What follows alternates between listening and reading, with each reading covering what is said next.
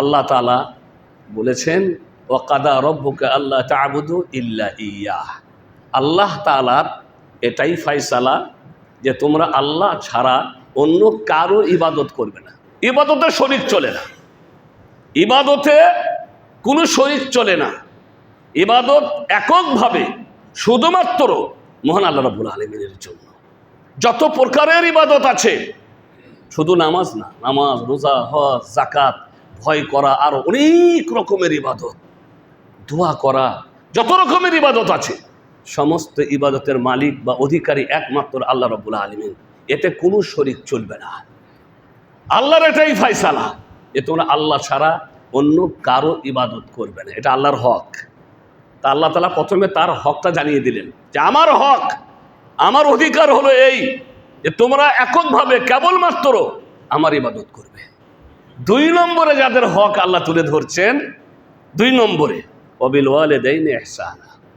2 নম্বরে যাদের হক তোমাদের ওপরে, যাদের অধিকার তোমাদের ওপরে রয়েছে, তারা হচ্ছে তোমাদের পিতামাতা। আল্লাহর পরে 2 নম্বরে পিতামাতার কথা আল্লাহ তুলে ধরেছেন। তাহলে মনে করে দেখুন কত মান পিতামাতার আল্লাহর কাছে। 2 নম্বরে ওয়াবিল ওয়ালিদাইনি ইহসানা, তোমরা তোমাদের পিতামাতার সাথে সৎ ব্যবহার করবে। ওয়াবিল ওয়ালিদাইনি ইহসানা ইম্মা ইয়াবলুগান্না ইনদাকাল কিবারা আহাদুহুমা আও কিলাহুমা ফালা তাকুল লাহুমা উফ।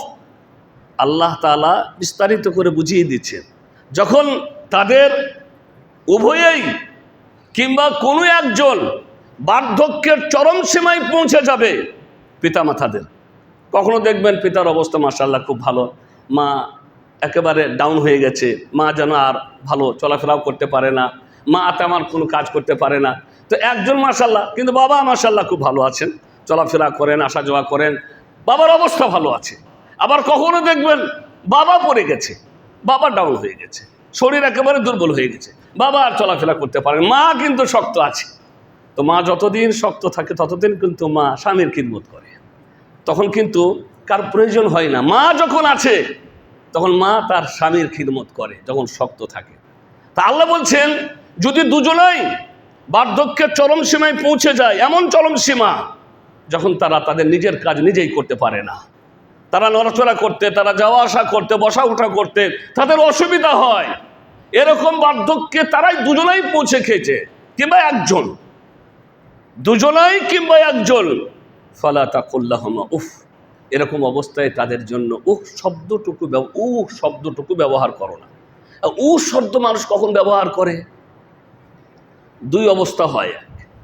এক হচ্ছে যে আপনি আপনার মা বাপের কোনো কথায় বিরক্ত হয়ে, মা বাপের কোনো কথায় বিরক্ত হয়ে আপনি বলেছেন ওহ, এরকম কথা বলে, মা বাপের কথায় আপনি বিরক্ত হয়ে বললেন ও, কিংবা আপনি এমন কথা বলেছেন যে আপনার কথার ব্যথায় মায়ের মুখ থেকে বেরিয়ে এসছে ওহ, ছেলে এরকম কথা বলে, যে ছেলেকে কত কষ্ট করে মানুষ করলাম, কত কষ্ট করে লেখাপড়া করালাম, কত ত্যাগ, কত কুরবানি, কত কি আমরা দিলাম, আর সেই ছেলের মুখ থেকে আজ এরকম ভাষা বেরিয়ে আসে, তখন এটা হচ্ছে আর একটা কোনো অবস্থাতেই তাদের জন্য শব্দটুকু ব্যবহার করা যাবে না। ফালা তাকুল লাহুমা উফিউ ওয়ালা তানহারহুমা, আর তাদের সাথে খুব চেঁচিয়ে কথা বলো না। তানহার মানে হচ্ছে ছেঁচকিয়ে কথা বলা, চেঁচিয়ে কথা বলা, বিরক্ত হয়ে কথা বলা, ধমক দিয়ে কথা বলা, কোনোটাই চলবে না। ওয়াকুল লাহুমা কাওলান কারীমা, কিভাবে কথা বলতে হবে? তাদের সাথে সম্মান জড়িত কণ্ঠে কথা বলতে হবে। যাই বলুক না কেন, সবসময় মনে রাখবেন যখন বার্ধক্যের চরম সীমায় মানুষ পৌঁছে যায় তখন ছোট শিশুদের মতন হয়ে যায়। ছোট শিশুরা দেখবেন প্রতিটি কথাই আপনাকে বিরক্ত করবে, একটা প্রশ্ন বারবার করবে, একটা প্রশ্ন বারবার করবে, আর বারবার আপনি উত্তর দেবেন, তখন কিন্তু আপনি বিরক্ত হন না। কেন? ছেলেটা খুব কথা বলছে, আপনাকে ভালো লাগে, ছেলেটার খুব বুদ্ধি হবে, ছেলেটা আমার খুব বুদ্ধি হবে, খুশি লাগে আপনাকে। একই প্রশ্ন বারবার করবে আর বারবারই আপনি উত্তর দিবেন, আপনি কিন্তু বিরক্ত হন না। কিন্তু মা বাপ যখন বার্ধক্যের চরম শিখায় পৌঁছে যায় তাদের অবস্থা ওই শিশুদের মতন হয়ে যায়। বাবা কোথায় যাচ্ছ? এই বাজারে যাচ্ছি। একটু আগে জিজ্ঞাসা করলো, আবার একটু পরে বাবা কোথায় যাচ্ছ? বাজারে যাচ্ছি।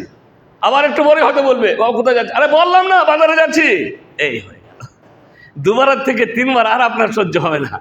বারবার করে বকো কেন, চুপ করে বসতে পারো না? বললাম বাজারে যাচ্ছি, বারবার একটি কথা।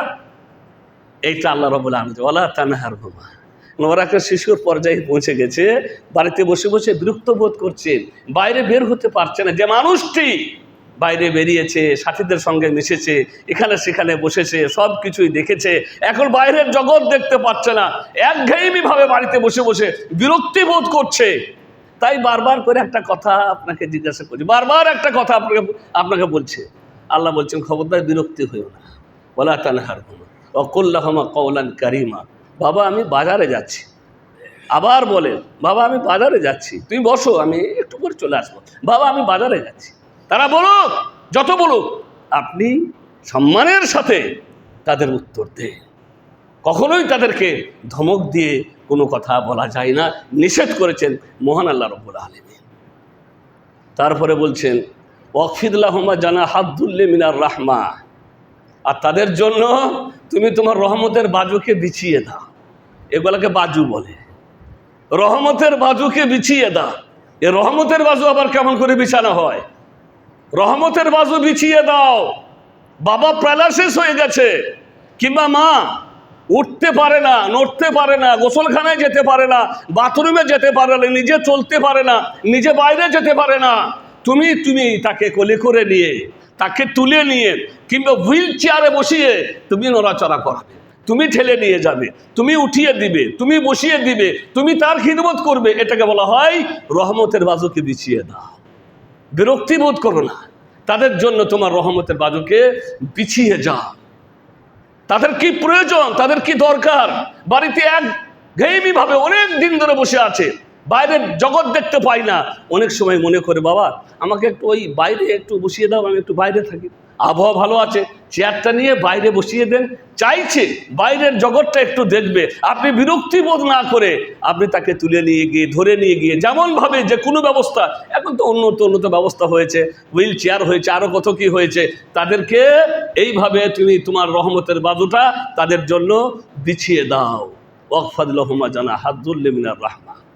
আর কি করো? ওয়াকুর রাব্বির হামহুমা কামা রাব্বায়ানি সগীরা। এটা হচ্ছে তাদের জীবদ্দশায় এবং তাদের মৃত্যুর পর সবসময় তাদের প্রাপ্য, তাদের অধিকার, যে আপনি সবসময় আল্লাহকে বলবেন আল্লাহ গো তুমি তাদের প্রতি রহম করো যেমন তারা আমার প্রতি রহম করেছিল যখন আমি ছোট ছিলাম।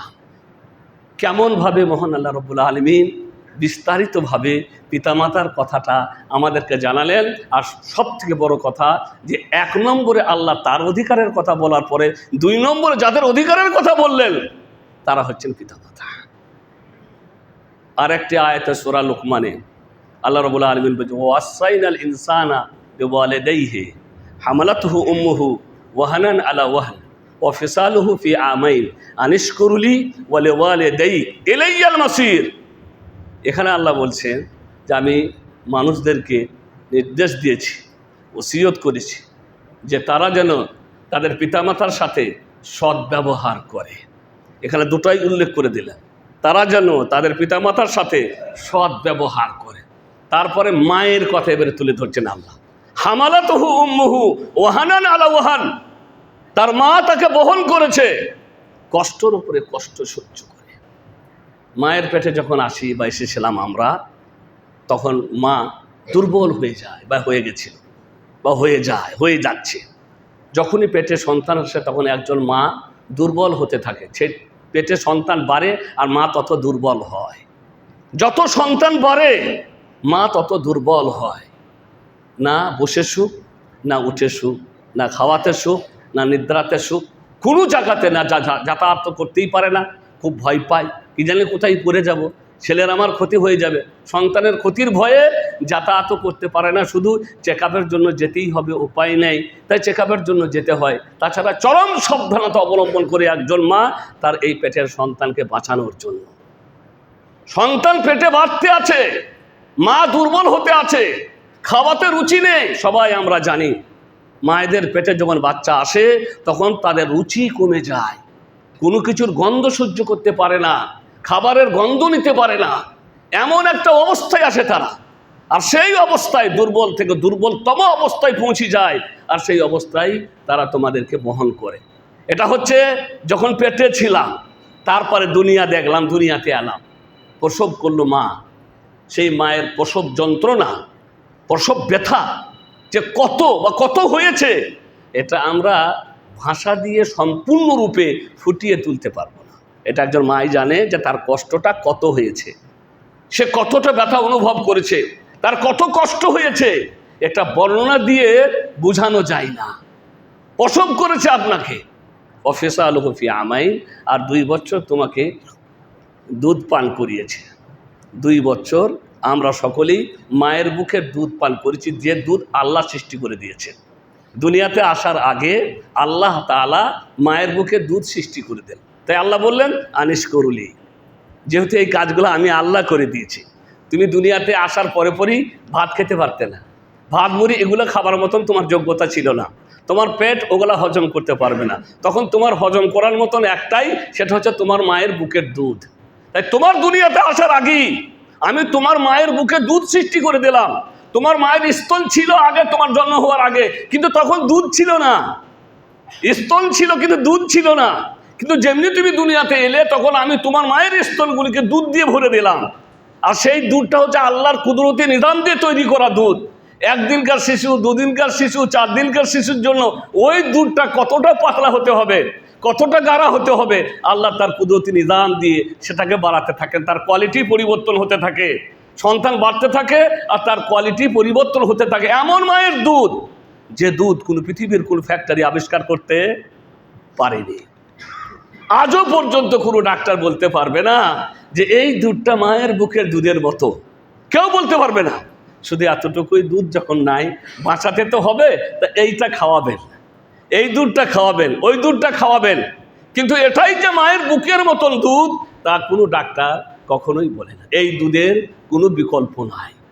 তা আমি আল্লাহ তোমার দুনিয়াতে আসার আগেই তোমার খাওয়ার ব্যবস্থা করে দিলাম। তাই কি করতে হবে? আনিস করুলি, আগে আমার কৃতজ্ঞতা করো। এই ব্যবস্থাপনা আমার, আমিই করে দিয়েছি এগুলি। তোমার মায়ের মধ্যে যে সহ্য শক্তি, যে ধৈর্য শক্তি, যে ধারণ শক্তি, এসব আমি আল্লাহ সৃষ্টি করে দিয়েছি তার মনে। তাদের যে ধৈর্য, যে সহ্য, এই যে মানে তাদের মন মানসিকতা, এটা আল্লাহ আমি করে দিয়েছি। তাই প্রথমত আমার কৃতজ্ঞতা জ্ঞাপন করো। ওয়ালে দেই, তারপরে তোমার পিতা মাতার, কারণ তারা তোমার জন্য এত কিছু করেছে। লাস্টে আল্লাহ বললেন ইলাইয়াল মাসির। তবে একটা কথা মনে রাখবে, ফিরে কিন্তু আমার কাছেই আসতে হবে। মানে এতগুলি কথা বললাম, এতগুলি কথা বলার পরে তোমরা যদি মনে করো যা বলেছে বলুক গা, কিছুই করব না, ভালো কথা, ফিরে কিন্তু আমার কাছেই আসতে হবে। সেদিন আমি আল্লাহ তোমাদেরকে দেখিয়ে দেবো যে মা বাবার সাথে অসৎ ব্যবহার, খারাপ আচরণ করার পরিণতি কি হতে পারে। সেই কাল কিয়ামতের মাঠে কিন্তু আমি আল্লাহ তোমাদেরকে বুঝিয়ে দেবো। ফিরে কিন্তু আমার কাছেই আসতে হবে। এমন নয় যে তোমরা করলেই বা কি, আর না করলেই বা কি, ভালো ব্যবহার করলেই বা কি, আর খারাপ ব্যবহার করলেই বা কি, তোমাদের কিছুই হবে না। না, এমন ব্যাপার নয়। একদিন ফিরে আমার কাছেই আসতে হবে। সেদিন আমি তোমাদেরকে বুঝিয়ে দেব খারাপ ব্যবহার করার পরিণতি কি। এটা তো আখেরাতে। আর দুনিয়াতে তো যে যা করছে সে তাই পাচ্ছে। আমাদের আরবিতে একটা প্রবাদ বাক্য আছে, কামা তুদিনও তুদান, যে শিকারনি ওই শিভারনি। আজকে আপনি আপনার মা বাপের সাথে যেমন খারাপ ব্যবহার করবেন, কালকে আপনার ছেলেমেয়েরা আপনার সাথে অনুরূপ ব্যবহার করবে। তখন আপনি বলবেন আমি এই করেছি, আমি তাই করেছি, কিন্তু আপনি তো আপনার বাবার সাথে ভালো ব্যবহার করেননি। তাই যেমন করবেন তেমনি পাবেন। আপনি যদি আপনার মা বাবার সাথে ভালো ব্যবহার করে থাকেন, তাদের সাথে সৎ ব্যবহার করেন, ইনশাআল্লাহ তাআলা আপনার ছেলেমেয়েরা আপনার সাথে ভালো ব্যবহার করবে। তো মোট কথা হচ্ছে আল্লাহ রব্বুল আলমিনের কাছে আমাদেরকে একদিন যেতে হবে, সেদিন কিন্তু আমাদেরকে হিসাব দিতে হবে। এই ছিল কোরআনের কথা। এবারে আসি হাদিসে। কি বলেছেন রাসূল করিম সাল্লাল্লাহু আলাইহি ওয়াসাল্লাম? তিনি সাহাবীদেরকে লক্ষ্য করে বললেন, আলা উখবিরুকুম বিআকবারিল কাবাইর? ক্বালু বালা ইয়া রাসূলুল্লাহ। ক্বালা আল ইশরাকু বিল্লাহ ওয়া উকুকুল ওয়ালিদাইন। কোরআনে আল্লাহ বলেন প্রথমে আল্লাহর অধিকার, 2 নম্বরে মা বাপের। হাদিসে বলছেন রাসূল করিম সাল্লাল্লাহু আলাইহি ওয়াসাল্লাম, আচ্ছা বলো, সাহাবীদেরকে বলছেন, আমি কি তোমাদেরকে মহাপাপের কথা জানিয়ে দেব না? মহাপাপ কাকে বলে? মহাপাপের কথা কি আমি তোমাদেরকে জানিয়ে দেব না?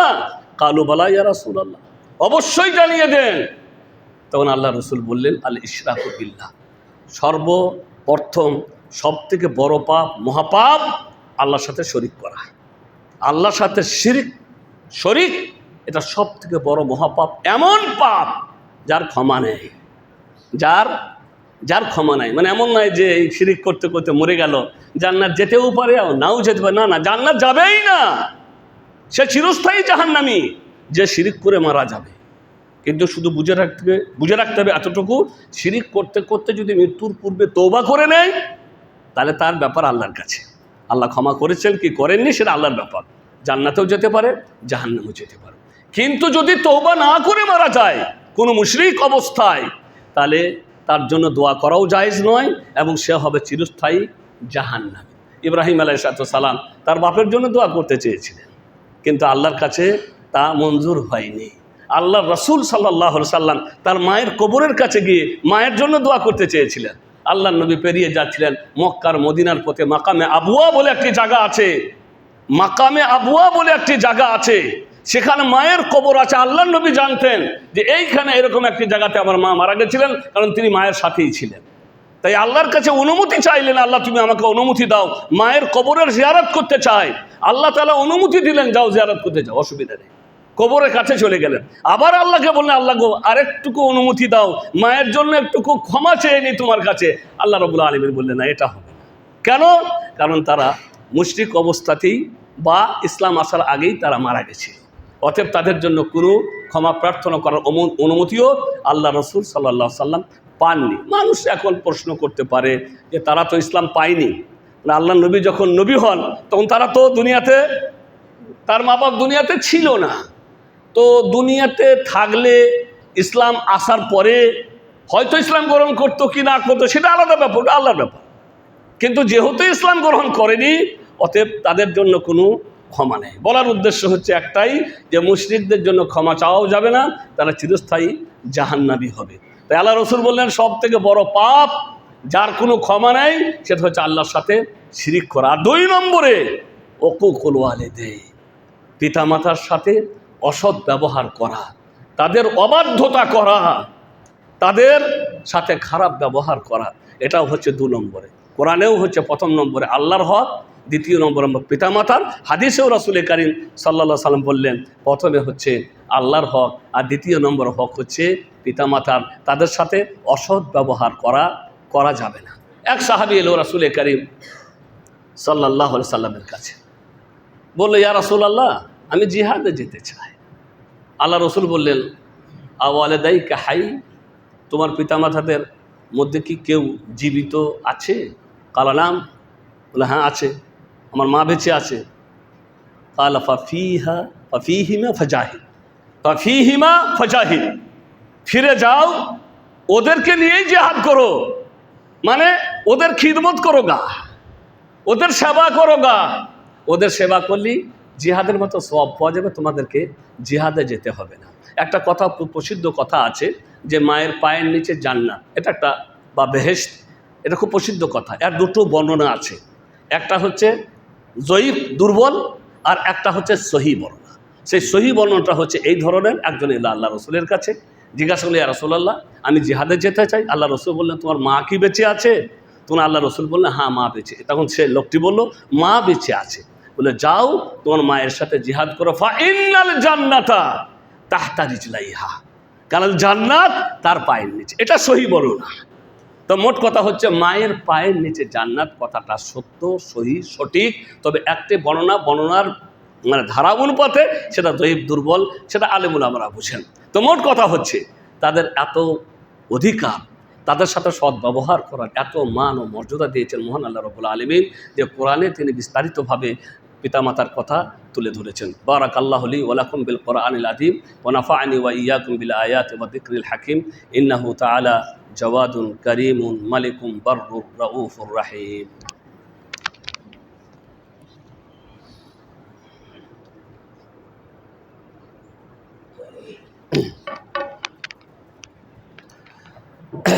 আলহামদুলিল্লাহ, نحمده ونستعينه ونستغفره ونعوذ بالله من شرور أنفسنا ومن سيئات أعمالنا من يهده الله فلا مضل له ومن يضلله فلا هادي له وأشهد أن لا إله إلا الله وحده لا شريك له وأشهد أن محمدا عبده ورسوله أما بعد أعوذ بالله من الشيطان الرجيم রাসূল করিম সাল্লাল্লাহু আলাইহি ওয়াসাল্লাম আরেকটি হাদিসের মধ্যে বলেছেন, এক ব্যক্তি এলো আল্লাহ রসুলকে বললেন, ইয়া রাসূলুল্লাহ মান আহাক্কুন নাস বিহুসনি সাহাবাতি। দুনিয়াতে সকলের সাথে সদ্ব্যবহার করতে হয়, মা বাপ ভাই বোন আত্মীয় স্বজন পাড়া প্রতিবেশী সকলের সাথে, সকল মানুষের সাথে সদ্ব্যবহার করতে হয়। কিন্তু এদের মধ্যে সব থেকে সদ্ব্যবহার পাওয়ার অধিকার কার বেশি? সব থেকে সদ্ব্যবহার, আমার সদ্ব্যবহার পাওয়ার অধিকার কার বেশি? কাল উম্মুক, তোমার মায়ের। সব থেকে সদ্ব্যবহার পাওয়ার অধিকার তোমার মায়ের। কালা থুম্মা মান, তারপর কে? কালা উম্মুক, তোমার মায়ের।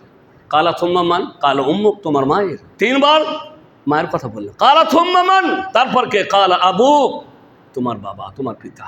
তিনবার বললেন মায়ের কথা, আর একবার বললেন, চতুর্থবারে বললেন পিতার কথা। তার মানে এই নয় যে আল্লাহ তাআলা পিতার মান কমিয়ে দিয়েছেন। আল্লাহ তাআলা সুবিচারক, যার যতটা যে পর্যায়ে পাওয়ার তাকে আল্লাহ ততটা দিয়েছেন। মায়ের কুরবানি সন্তানদের ব্যাপারে মায়ের ভূমিকা এত বেশি যে সেখানে বাপের তত ভূমিকা নেই। বাইরে থেকেছেন, উপার্জনে গেছেন, অফিসে গেছেন, আদালতে গেছেন, দেখাশোনা করেছে কে? মা। এদের লালন পালন, এদের তারবিয়াত, এদের সুশিক্ষার ব্যাপারে সব থেকে বড় ভূমিকা যিনি পালন করেছেন তিনি হচ্ছেন জননী মা। অতএব এর মতন কোরবানি কেউ দেয়নি। ছেলে সন্তান অনেক সময়, ছেলে হোক বা মেয়ে হোক, অসুস্থ অবস্থায়, জ্বর হয়েছে কদিন ধরে, ঘুমাতে পারে না, কাঁদে সব সময়, পাশে থাকে কে? মা।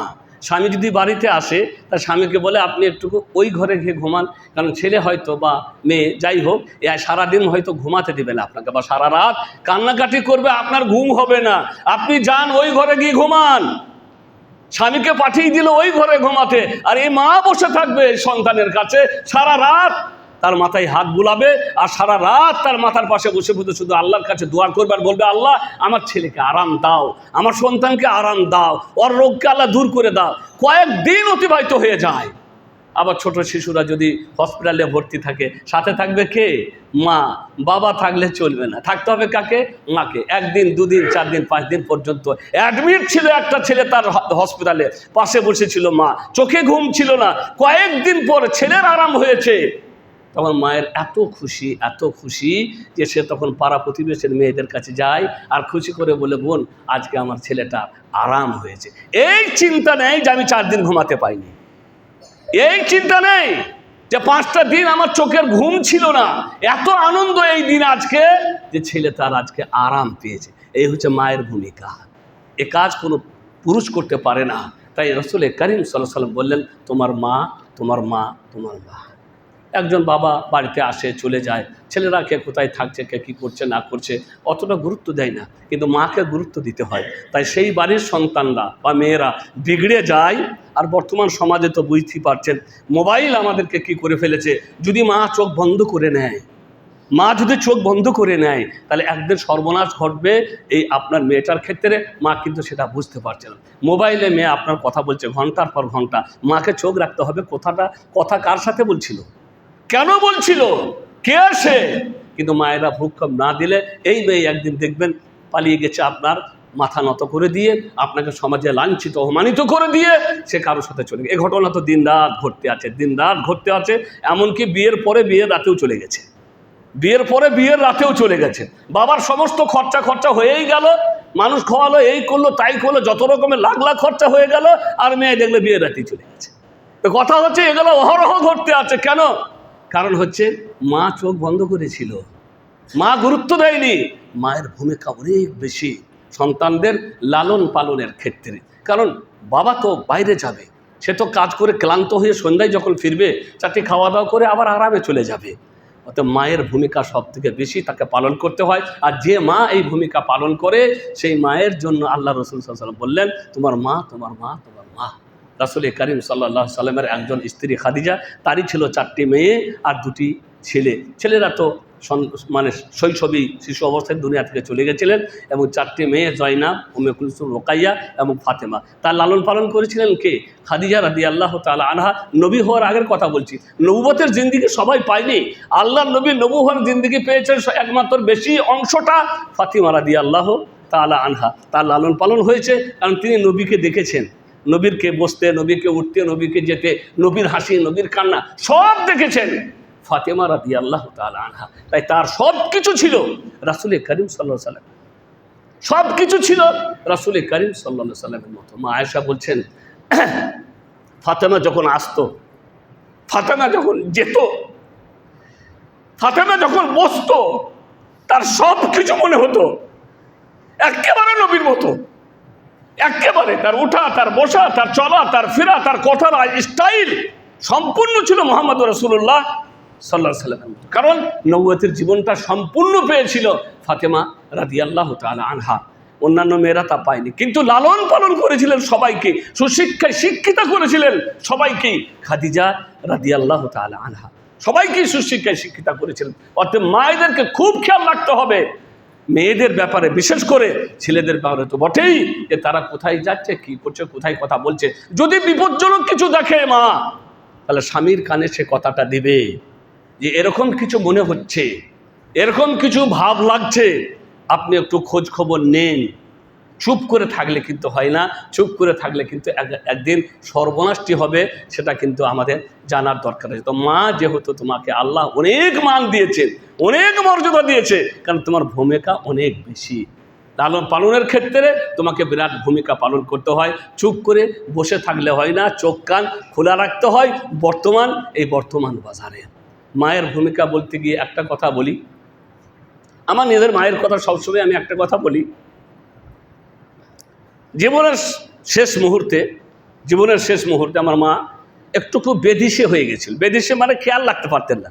খেয়েছেন অথচ মনে করতে কই খাইনি তো, আবার খাননি তা মনে করতে হ্যাঁ খেয়েছি তো। ডাক্তার, মা এসো খাও, এখনো খাইনি, খেলাম না একটু আগে, না না খাওনি, এসো। আবার এসে খেতে, আবার কোনো সময় বলতো কই খাইনি তো, আমার খাবার দাও। ঠিক এরকম একটা হয়ে গেছিল। এর থেকে বেশি কিছু না, নিজের খাবার খেয়াল রাখে না। ওই মাই একদিন, আমি মায়ের কাছে বসে খাবার খাচ্ছি, মায়ের কাছেই থাকতাম সবসময়, মায়ের কাছে বসে খাবার খাচ্ছি। শরীর খারাপ ছিল, খেতে পারলাম না ভালো করে, অল্প একটু খেয়েই আমি উঠে চলে গেলাম। আমি উঠে গিয়ে আমার রুমে চুপ করে বালিশে মাথা দিয়ে শুয়ে গেছি। মা আস্তে করে উঠে আমার পাশে গিয়ে বসেছে। পাশে বসে আমার মাথায় হাত দিয়ে বলছে, বাবা তোমার কি কোনো কষ্ট হয়? আমি বললাম, কেন, কি হয়েছে? না তোমাকে দেখলাম আজকে ভালো খেতে পারলে না তুমি। আমি অবাক হয়ে যাই। আমি মাকে জড়িয়ে ধরে বললাম, মা তুমি নিজের খাবার খেয়াল রাখতে পারো না, তুমি নিজেকে ভুলে যাও, আর তোমার চোখ এড়ালো না যে তোমার বেটা আজকে ভালো করে খেতে পারেনি। এই হচ্ছে মা, যে সন্তানদের প্রতি তাদের এত মায়া, এত মমতা, যে তারা নিজেকে ভাবে না, নিজেকে সব কিছু বিলিয়ে দিয়ে সন্তানদেরকে বড় করার, সন্তানদেরকে ভালো করার, সন্তান আমার ভালো হোক, এই স্বপ্ন দেখে প্রতিটি মা, প্রতিটি পিতা। অতএব ভাই, বলার উদ্দেশ্য হচ্ছে, যাদের পিতামাতা আছে তারা মনে করবেন যে আপনাদের বাড়িতে জান্নাতের মাধ্যম আছে, জান্নাতের ওসিলা। যাদের পিতামাতা এখনও আছে, তাদের খিদমত করে, তাদের সাথে সদ্ব্যবহার করে আপনি জান্নাত আল্লাহর কাছ থেকে নিয়ে নিতে পারবেন। এরা হচ্ছে জান্নাতের ওসিলা, এরা হচ্ছে জান্নাতের মাধ্যম। যাদের পিতামাতা চলে গেছেন দুনিয়া থেকে, তাদেরকে দোয়াতে কোনোদিন ভুলবেন না, সব সময়। আর দোয়া তখনই হয় যখন মানুষ নামাজ 5 ওয়াক্ত আদায় করে। নামাজ ছাড়া দোয়া হয় না। তাই 5 ওয়াক্ত নামাজে আসবেন আর আল্লাহকে বলবেন, রব্বের হামহুমা কামা রব্বায়ানি সাগীরা। প্রত্যেকবার এটা পাওয়ার জন্য তারা তাকিয়ে আছে, যারা চলে গেছে দুনিয়া থেকে, তারা তাকিয়ে আছে আমার কোন সন্তান কখন আমার জন্য দোয়া করে। হঠাৎ করে এক বাম্মায়ের উন্নত অবস্থা, বারজাকি জীবনের কথা বলছি, উন্নত অবস্থা, জিজ্ঞাসা করলো কি ব্যাপার, আমার আজকে অবস্থা এত উন্নত কেন? তখন উত্তর দিল ফেরেশতা যে তোমার ওই ছেলে এখনই তোমার জন্য দোয়া করছিল, সেই দোয়াটার কারণে মহান আল্লাহ রাব্বুল আলামিন তোমার মানকে আজকে বাড়িয়ে দিয়েছে, তোমার অবস্থাকে উন্নত করে দিয়েছে। তার মানে হচ্ছে সন্তানদের দোয়া মা বাপের জন্য খুব কার্যকরী হয়, অতএব সবসময় যাদের পিতামাতা দুনিয়াতে নাই তারা দুয়াতে স্মরণ রাখবেন, তাদের জন্য দান খায়রাত সাদকা যতটা করা সম্ভব তাদের জন্য করবেন। আর যাদের মা বাপ দুনিয়াতে আছে তারা মনে করে নেবেন যে আমাদের জান্নাতের মাধ্যম, জান্নাতের ওসিলা এখনও আমাদের বাড়িতে রয়েছে। অতএব তাদের খিদমত করে, তাদের সাথে সৎ ব্যবহার করে, তাদের মনে কোনো দুঃখ কষ্ট না দিয়ে সেই জান্নাতটা অর্জন করে নেবার চেষ্টা করবেন। আল্লাহ আমাদেরকে তৌফিক দান করুন।